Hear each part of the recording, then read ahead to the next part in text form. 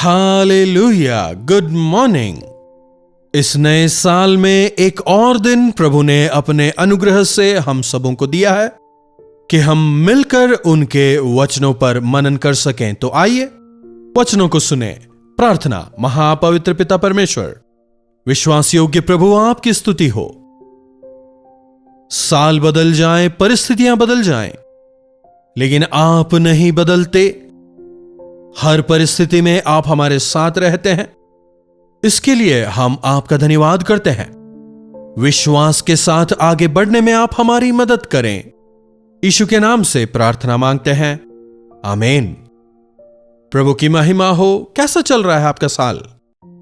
हां, बस कह देते हैं हैप्पी न्यू ईयर, लेकिन अगर वाकई में देखा जाए, कुछ लोग कहेंगे, अरे क्या हैप्पी न्यू ईयर, पिछला साल ही बेहतर था। साल की शुरुआत से ही कई सारी समस्याएं, कई सारी परेशानियां सामने हैं। समाचार, साल के शुरुआत में ही दुनिया भर से जो समाचार मिल रहे हैं वे हमें डरा रहे हैं। चारों ओर अफरा तफरी है, अराजकता का माहौल है। पिछले साल जनवरी में जो माहौल था उससे कहीं अधिक बदतर और घबराने वाला यह जनवरी लग रहा है, शायद कुछ लोग कहें।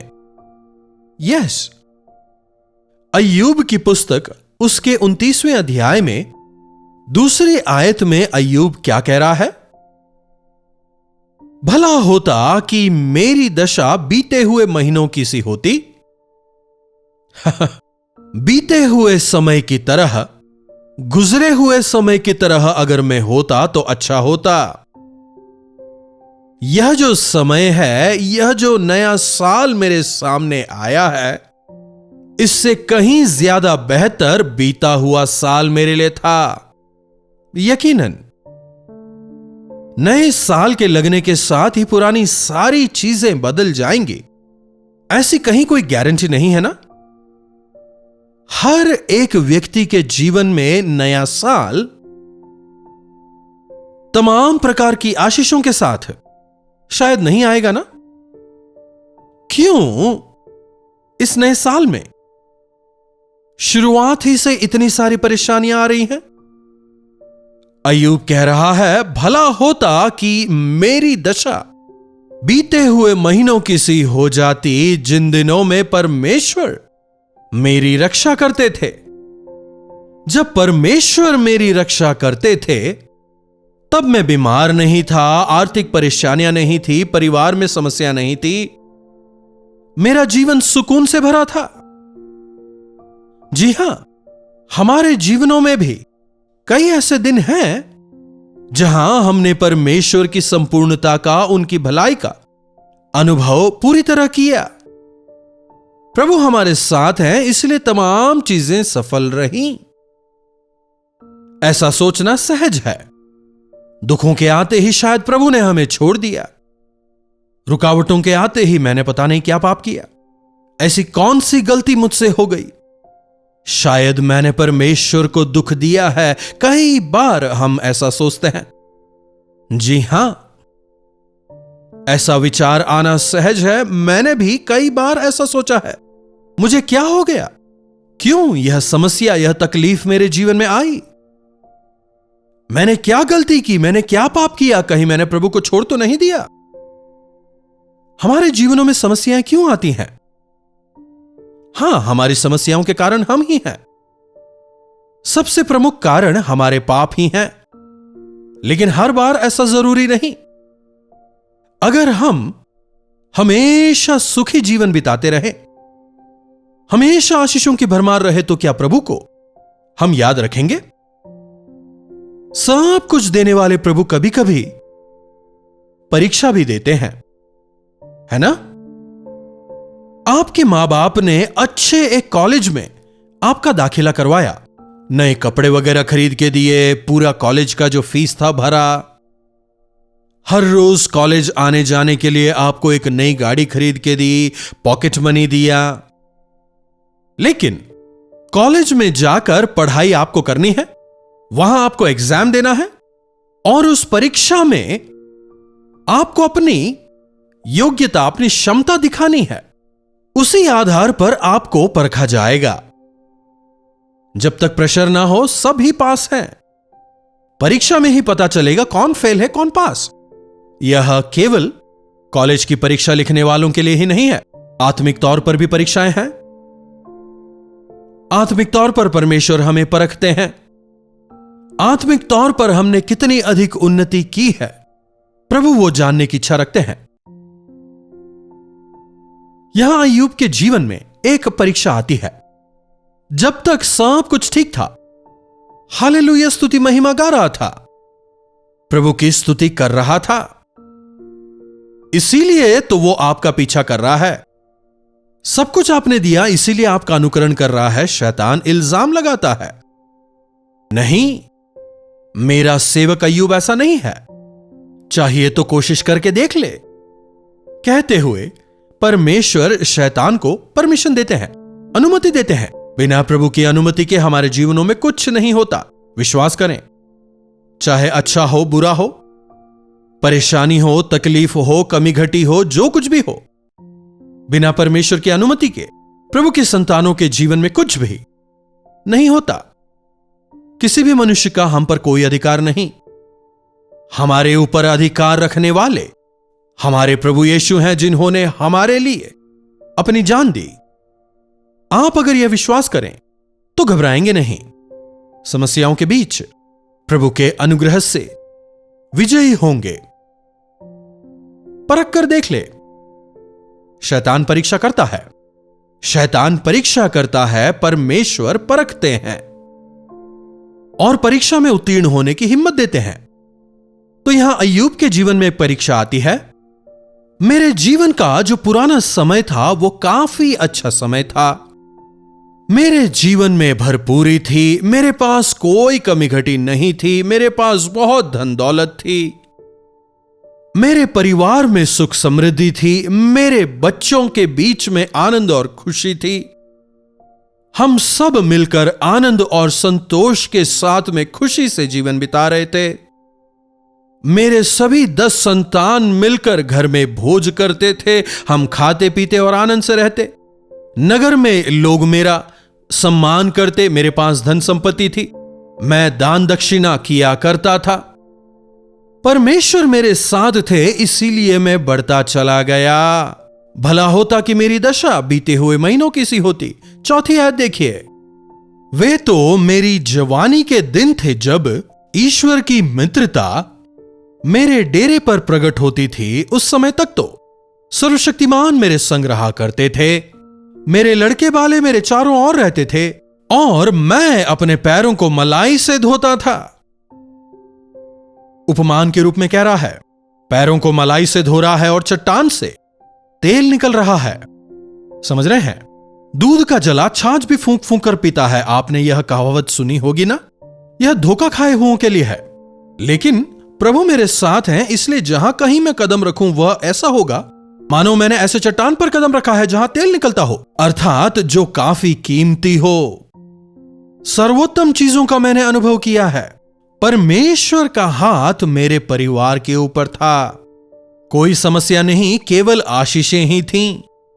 भविष्य के बारे में मुझे कोई भी चिंता नहीं थी, क्योंकि परमेश्वर नियंत्रण में थे। परमेश्वर मुझसे बात करते थे, अपने दिल की बात वे मुझे बताते थे। जब परमेश्वर मेरे साथ में थे, मैं परिपूर्णता में जी रहा था। मैं पूरी तरह समृद्ध था, मैं पूरी तरह आनंदित था। अगर उसी प्रकार के दिन मुझे दोबारा मिल जाएं, मेरे बीते हुए पल मुझे दोबारा मिल जाएं तो कितना भला होता। जवान मुझे देखकर छिप जाते, पुरनिये मुझे देखकर खड़े हो जाते, हाकिम लोग बोलने से रुक जाते, हाथ से मुंह मूंदे रहते।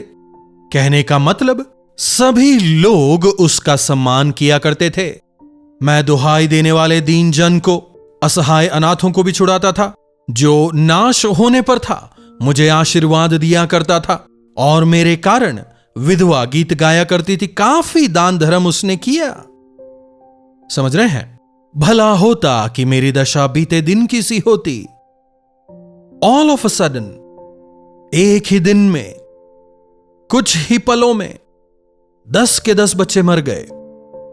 पता नहीं जनवरी 1, 2, 3, 4 कौन सी तारीख थी। क्या नए साल का आरंभ था? नहीं पता। जीवन का एक नया पड़ाव था। अब तक जो परेशानी सामने नहीं आई थी, जो तकलीफ नहीं आई थी, अचानक एक ही दिन में सब कुछ खो देता है। बच्चे मर जाते हैं, धन संपत्ति खो गई, अंततः खुद भी बीमार हो गया। राख में बैठकर घावों को खरोंचते हुए, मुझे यह जीवन क्यों चाहिए? मैं कितनी अच्छी तरह जी रहा था, कितना खुश था मेरा जीवन। मेरे तमाम बच्चों के साथ में खुश रहा करता था। मेरी धन संपत्ति चली गई, मेरे बच्चे मर गए, मेरी जीवन संगिनी, मेरी अपनी पत्नी ने मुझे छोड़ दिया। मेरी परीक्षा कर रही है, बहुत हो गई तुम्हारी भक्ति, अपने परमेश्वर को छोड़ और मर जा। ऐसी स्थिति में कहता है, वे जो पुराने दिन थे कितने अच्छे थे। मेरी पत्नी मेरा सम्मान करती थी, मैं अपने बच्चों के साथ आनंदित रहता था, आस पड़ोस वाले मेरा सम्मान किया करते थे, कई लोगों की मैंने सहायता उस दौरान की थी। अब मैं पूरी तरह निस्सहाय हो गया हूं। एक समय मैं सबको देता था, आज मेरी स्थिति बद से बदतर हो गई है। जहां मैं रहा करता था वहां से बाहर निकलकर, नगर से बाहर निकलकर मुझे अपने आप को अकेला रखना है। कोई मेरी मदद करने वाला नहीं है, और जो दोस्त कहकर मुझसे मिलने के लिए मेरे पास आए थे, वे अपनी बोली से मुझे काट रहे हैं। अपने दुख को मैं किसे बताऊं? मेरे बीते दिन ही काफी अच्छे थे, तब मेरे परमेश्वर मेरे साथ थे। अब शायद मेरे परमेश्वर ने मुझे छोड़ दिया। जिन्हें परमेश्वर छोड़ देते हैं उनके जीवन में दुख आते ही हैं। मैं आज दुखी हूं, मतलब शायद मैंने प्रभु के सानिध्य को खो दिया। तब परमेश्वर मेरे साथ रहते, मुझसे बात करते और अपने रहस्यों को मुझे बताया करते थे। अब परमेश्वर क्यों मुझे परख रहे हैं, मुझे नहीं समझ आता। ऐसी समस्या मेरे जीवन में क्यों आई, मुझे समझ नहीं आ रहा। मैंने क्या गलतियां की? क्या परमेश्वर मुझसे नाराज हैं? क्या परमेश्वर मुझसे क्रोधित हैं? क्या परमेश्वर मुझे दंड दे रहे हैं? असमंजस भरी परिस्थिति में पड़कर दुखी हो रहा है। इसमें कोई दो राय नहीं। हम में से इस नए साल में प्रवेश करने वालों में कई ऐसे लोग हैं जो ऐसी परिस्थिति में हैं। शायद वे आप ना हो, लेकिन ऐसे कई परिवार हैं जिनके घरों में पहली ही तारीख को मृत्यु हुई। कितना दुख वहां होगा। नए साल के इन कुछ ही दिनों के भीतर अचानक से सारी स्थिति जो है वो बदल गई है। शत्रुता पैदा हो गई है, नौकरी चली गई है, अचानक से भयंकर बीमारी ने दस्तक दी है, व्यापार में नुकसान, भयभीत करने वाले समाचारों को सुन रहे हैं। एक भविष्य को लेकर पूरी तरह असमंजस भरी स्थिति। हम में कई लोगों की स्थिति आज ऐसी है, इसीलिए सोच रहे हैं बीता साल ही बेहतर था, मेरे बीते दिन भले थे, तब मेरे प्रभु मेरे साथ थे, शायद प्रभु ने मुझे अभी छोड़ दिया, शायद प्रभु की सहायता नहीं रही। कहते हुए क्या आप घबरा रहे हैं? प्रभु चाहे जो कुछ करें हमारी भलाई के लिए करते हैं। अय्यूब को उस दुख से क्यों गुजरने दिया? क्यों उसका सब कुछ उससे छिन जाने की अनुमति दी? सोचिएगा। नया देने के लिए, दुगुना देने के लिए, और अधिक उन्नत स्थिति में अय्यूब को पहुंचाने के लिए, उनके द्वारा परखे जाने के बाद मैं खरे सोने समान हो गया। इस साल आपकी भक्ति बीते साल से कहीं ज्यादा हो जाने के लिए, बीते साल से कहीं अधिक विश्वास इस साल में आप में पैदा होने के लिए, बीते साल से भी ज्यादा आप प्रभु पर आधारित रहें, इसलिए प्रभु ने इन परिस्थितियों को आपके जीवन में आने दिया। प्रभु कभी भी हमारी बुराई नहीं करते, केवल भलाई ही करते हैं।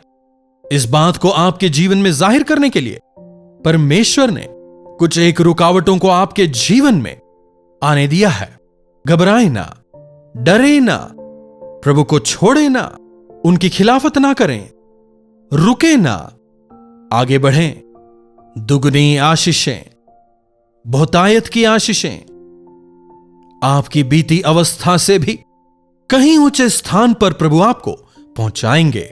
जहां आप शर्मिंदा हो रहे हैं, जहां आप अपमानित हो रहे हैं, जहां आपको सर झुकाना पड़ रहा है, वहीं प्रभु आपके सरों को उठाएंगे, दुगनी आशीषों को वे आपको देंगे। विश्वास करें, यह साल आपके दुख का साल नहीं है, आपको डिप्रेशन में ले जाने वाला साल नहीं है, आपको नीचे गिराने वाला साल नहीं है।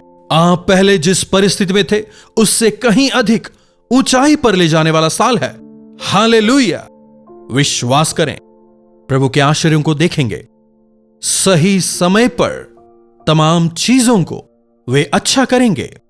तब तक आप इंतजार करें, विश्वास करें, हार न माने और प्रभु में आनंदित और मगन रहें। यहोवा ने दिया, यहोवा ही ने लिया। जो कुछ मेरा है उनका दिया है। अगर उन्होंने लिया तो भी वे कभी भी अन्याय नहीं करेंगे। अगर उन्होंने मुझसे कुछ ले भी लिया, उससे कहीं बढ़कर वे मुझे दुगनी आशीष देंगे, समृद्धि देंगे। विश्वास करें, यस, यह साल डबल ब्लेसिंग देने के लिए प्रभु तैयार है। इसीलिए वे आपको परख रहे हैं। अगर आप इसमें दृढ़ खड़े रहें, परमेश्वर के महान चमत्कार को देखने पाएंगे। प्रार्थना। महापवित्र पिता परमेश्वर, विश्वासियों की प्रभु, आपका धन्यवाद। आप हमें कभी अकेला नहीं छोड़ते। आपका धन्यवाद। चाहे मैं घोर अंधकार से भरी हुई घाटी से होकर चलूं, फिर भी हानि से ना डरूंगा, क्योंकि आप प्रभु मेरे साथ रहते हैं। रात को अगर रोना भी पड़े, सुबह आनंद होगा। प्रभु, आपके इन वायदों के लिए आपका धन्यवाद। प्रभु, हमारी मदद करें कि इन परीक्षाओं के बीच हम दृढ़ खड़े रह सकें। आपके चमत्कारों को हम देखेंगे। इस विश्वास के साथ आगे बढ़ने में हमारी मदद करें। आपके गवाह होकर आपको महिमित करने का जीवन हमें प्रदान करें। यीशु के नाम से प्रार्थना मांगते हैं, आमीन। अब हमारे पिता परमेश्वर का प्रेम, प्रभु यीशु मसीह का अनुग्रह, पवित्र आत्मा की संगति और सहभागिता हमें से प्रत्येक के साथ आज, कल और सदा सर्वदा हमेशा बनी रहे। आमीन। प्रभु की महिमा हो। अपने प्रार्थना विषयों को आप हमें 9884907779 पर व्हाट्सएप, वॉइस मैसेज या टेक्स्ट के जरिए भेजिएगा। हम आपके साथ मिलकर आपके लिए प्रार्थना करेंगे। प्रभु जरूर आपके जीवनों में चमत्कार करेंगे। घबराए ना, डरे ना। प्रभु आपके साथ हैं। प्रभु आपके हाथ को नहीं छोड़ेंगे। रुकावटें थोड़े समय के लिए हैं, लेकिन आशीष निरंतर बनी रहेगी। हम प्रार्थना में आपके साथ खड़े हैं। घबराए ना। चैनल को लाइक, सब्सक्राइब और शेयर जरूर करें। इन्हीं वचनों के साथ आज मैं आपसे विदा लेता हूं। दोबारा मिलने तक प्रभु का अनुग्रह हम सबों पर बना रहे। कल्वरी दर्शन, ये है प्रेम के दर्शन, यीशु प्रेम के दर्शन। कल्वरी दर्शन,